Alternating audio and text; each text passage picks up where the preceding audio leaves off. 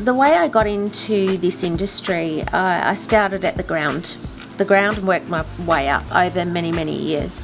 So I started as a beauty therapist, and I did have my own clinic for a short period of time, but I found that I was just very much interested in the education side of the beauty industry, and so I pursued a training role.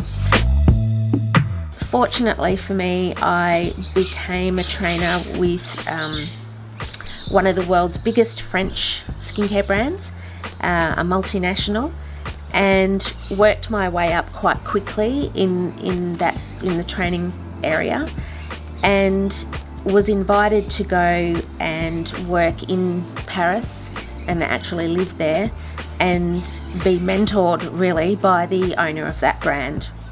So it was many years ago while he was still alive, and I was extremely fortunate to have been trained directly by him.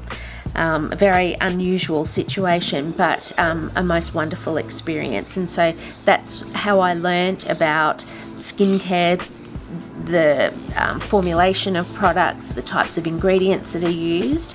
And I lived in Paris for a little while. I also lived in London and worked across those two countries doing training for that brand.